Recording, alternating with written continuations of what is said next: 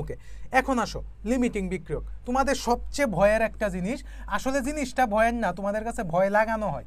আজকে জিনিসটা একবারে দেখবা মানে সুপার ডুপার ভাবে ক্লিয়ার হয়ে গেছে, একবারে সুপার ডুপার ক্লিয়ার হয়ে যাবে।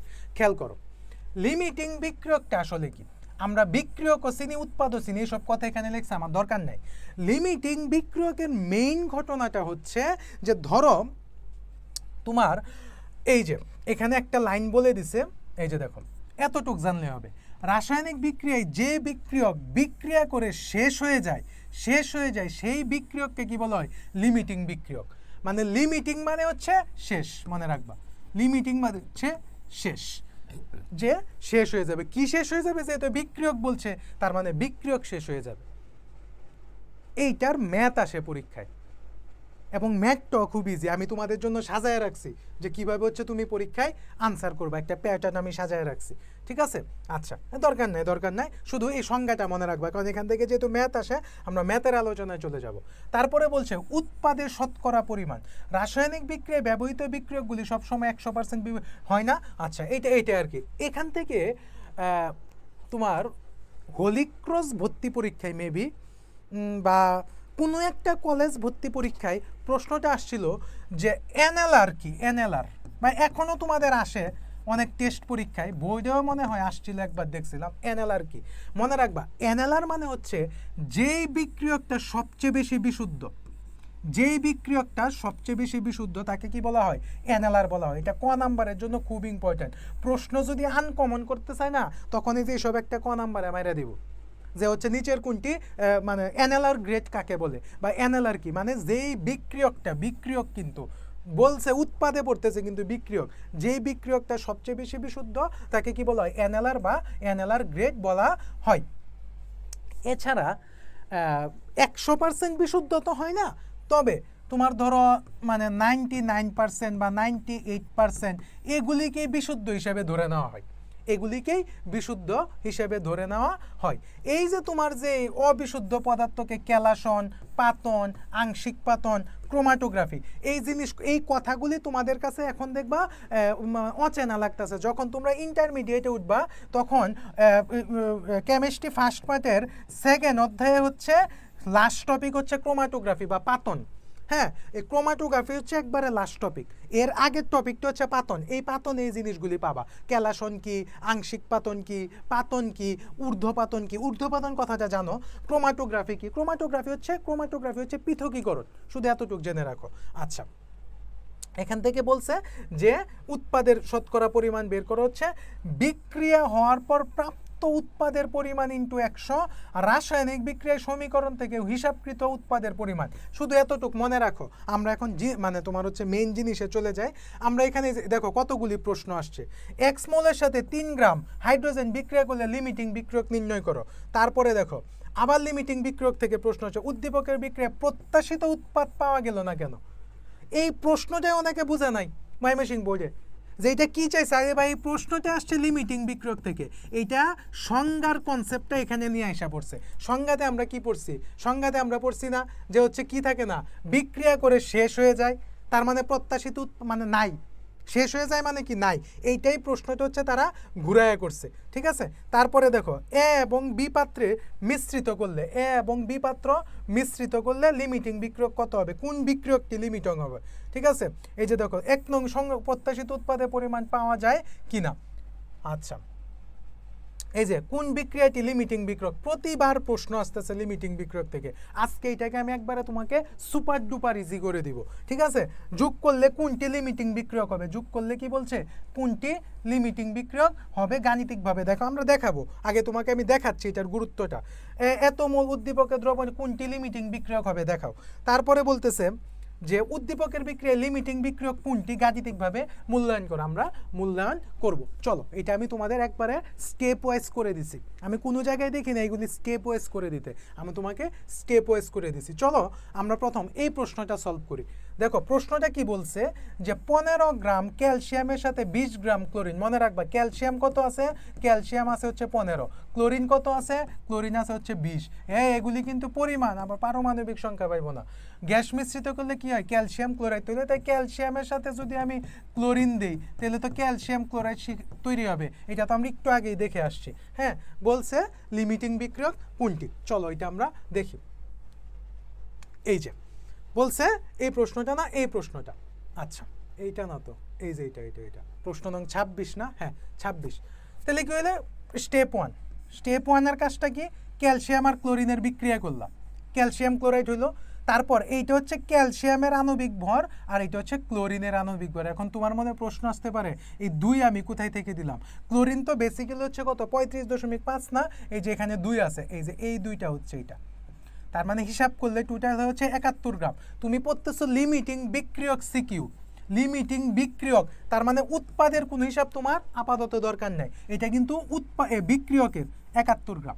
এখন তুমি ঐকিক নিয়মে চলে যাবা, কীরকম, যে এখানে কিন্তু আমরা পড়ছি 71 গ্রাম ক্লোরিন বিক্রিয়া করে ক্যালসিয়াম কত ছিল 40 গ্রামের সাথে, 40 গ্রামের সাথে, এই যে দেখো কত ছিল, হ্যাঁ এই যে 40 গ্রামের সাথে, কতটুকের সাথে বিক্রিয়া করে, 40 গ্রামের সাথে বিক্রিয়া করে, তাহলে তোমার 209 গ্রাম ক্লোরিন, 209 গ্রাম ক্লোরিন কার সাথে বিক্রিয়া করবে, 209 গ্রাম হচ্ছে ওই যে ওইটা আমরা যোগ করছি, ওইখানে কত আসে 20 × 209 হবে কেন, এটা তো 20 হবে, হ্যাঁ 20 হবে, 209 হবে কেন, তাহলে 71 গ্রাম ক্লোরিন বিক্রিয়া করতেছে কার সাথে, 40 গ্রাম ক্যালসিয়ামের সাথে। এই যে 71% ক্লোরিন মানে 71 গ্রাম ক্লোরিন কার সাথে বিক্রিয়া করতেছে, তার আমি বিষয়টা একটু মুছে দিই তাহলে তোমার আর একটু ক্লিয়ার হবে। আচ্ছা তাহলে 71 গ্রাম ক্লোরিন কার সাথে বিক্রিয়া করতেছে, এই যে 71 গ্রাম ক্লোরিন কার সাথে বিক্রিয়া করতেছে, এই যে এখান থেকে বের হয়েছে 71 গ্রাম ক্লোরিন কার সাথে বিক্রিয়া করতেছে, 40 গ্রাম ক্যালসিয়ামের সাথে, 40 গ্রাম ক্যালসিয়ামের সাথে। তাহলে 20 গ্রাম ক্লোরিন কার সাথে বিক্রিয়া করতেছে, 20 গ্রাম ক্লোরিন কার সাথে বিক্রিয়া করতেছে, এই যে 20 গ্রাম ক্লোরিন, ঠিক আছে 20 গ্রাম ক্লোরিন কার সাথে বিক্রিয়া করতেছে, 20 গ্রাম ক্লোরিন, এই যে ঐকিক নিয়ম 40 × 20 গুলি মুখে মুখে বা ক্যালকুলেটর হিসাব করবা। এখন তুমি খেয়াল করো, যেহেতু তোমার ওইখানে কি বলছে, ওইখানে কিন্তু ক্লোরিন বিক্রিয়া করতেছে, ওইখানে কিন্তু বলে দিছে 15 গ্রাম ক্যালসিয়াম, ওই যে দেখো উদ্দীপকে কিন্তু বলে দিছে কি, এই যে উদ্দীপকে বলে দিছে 15 গ্রাম ক্যালসিয়াম, ঠিক আছে, কিন্তু আমরা পাইছি কত গ্রাম, আমরা পাইছি হচ্ছে এই যে এতটুক, তার মানে কি ও মানে ওইখানে তো বলে দিছে 15 গ্রাম ক্যালসিয়াম, তাই বলছে না, আর আমরা পাইছি কতটুক ক্যালসিয়াম 11.27 গ্রাম ক্যালসিয়াম আমরা পাইছি, তার মানে আমাদের কাছে অরিজিনাল ক্যালসিয়াম আছে কতটুক, অরিজিনাল ক্যালসিয়াম আছে 3.7, ক্যালসিয়াম দ্রবণে থেকে যাবে। তাহলে লিমিটিং বিক্রিয়কটাকে আমি বলছি না, লিমিটিং মানে শেষ, দেখো এখানে ক্যালসিয়াম কিন্তু থেকে গেছে, তার মানে ক্লোরিন সম্পূর্ণরূপে বিক্রিয়া করে ফেলছে, আর যে বিক্রিয়া করে ফেলছে ওই শেষ, আর লিমিটিং মানেই শেষ, তার মানে ক্লোরিন হচ্ছে লিমিটিং বিক্রিয়ক, ক্লোরিন কি লিমিটিং বিক্রিয়ক। চলো আরেকটা প্রশ্ন দেখি, প্রশ্ন নং 24, প্রশ্ন নং 24টা দেখি কি বলছে, প্রশ্ন নং 24, এই যে প্রশ্ন নং 24 বলছে এ এবং বি, দেখো আমরা 3টা স্টেপে শেষ করছি, লিখতে পারলে 3 পরীক্ষার খাতায়, সহজ কিন্তু। বলছে এ এবং বি পাত্রের সাথে লিমিটিং বিক্রিয়ক কোনটি, কেন, গাণিতিকভাবে বিশ্লেষণ করো, 4 মার্ক, ওরে বাবা। তার মানে কি এই দুইটা আগে বিক্রিয়া করতে হবে, স্টেপ দেখো আমরা নিয়ে আসি, হ্যাঁ তাহলে এটা কত 55 গ্রাম সোডিয়াম হাইড্রোক্সাইড আর 75 গ্রাম সালফিউরিক অ্যাসিড, ঠিক আছে, চলো দেখি এইটা। আচ্ছা এ ও বি এর মধ্যে বিক্রিয়া, এই যে সোডিয়াম হাইড্রোক্সাইড আর সালফিউরিক অ্যাসিড বিক্রিয়া করে সোডিয়াম সালফাইড এবং পানি, এখানে কিন্তু সমতা করতে হবে, ওই যে সমতা যেভাবে শিখে আসছি। এখানে দেখো এইটা কি হয়েছে সোডিয়াম সালফেট, এই দুই এখানে চলে আসবে, যোগ হচ্ছে পানি, যোগ হচ্ছে কি পানি। এখন খেয়াল করো এখানে সোডিয়াম কয়টা, 2টা, এখানে সোডিয়াম কয়টা ছিল, একটা, যার কারণে 2 দিতে হয়েছে।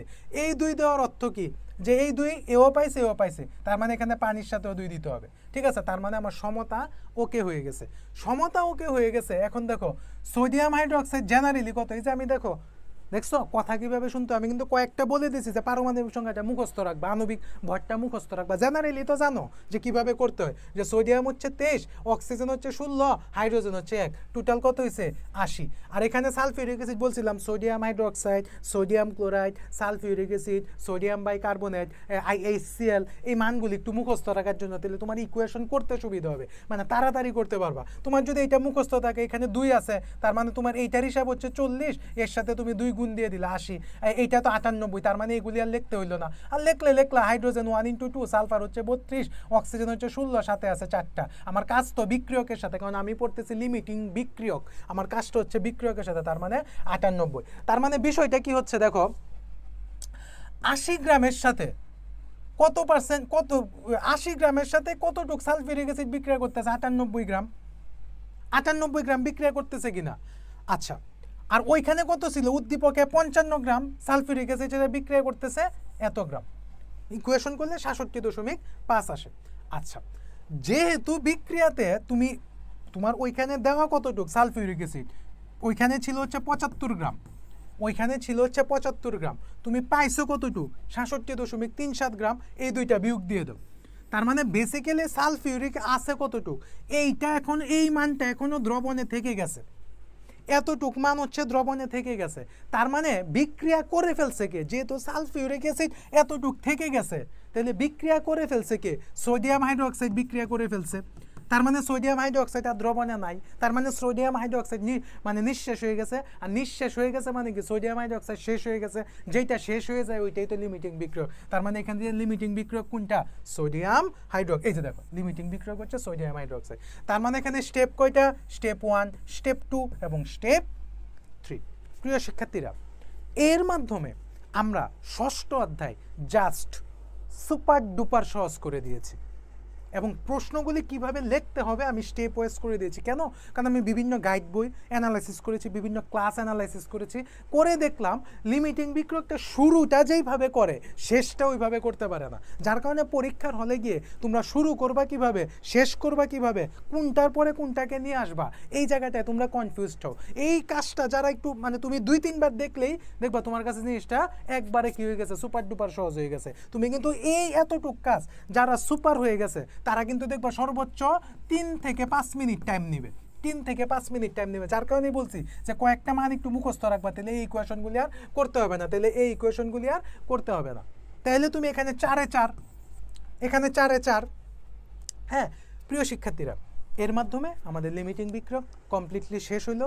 তোমাদের SSC 26 ব্যাচ টোটাল 6টা অধ্যায় আমরা কভার করেছি। আমরা সৃজনশীল কভার করেছি, আমরা কনসেপ্ট কভার করেছি, কিভাবে খাতায় লিখতে হবে ওইটা কভার করেছি, আমরা বেসিক কভার করেছি। তোমরা প্র্যাকটিস করো, ভিডিওগুলি বারবার দেখো, বেশি বেশি সৃজনশীল প্র্যাকটিস করো। আশা করি তোমরা তোমাদের বিজয়ের শিখরে উন্নীত হবেই। সকলকে ধন্যবাদ, আবারও দেখা হবে।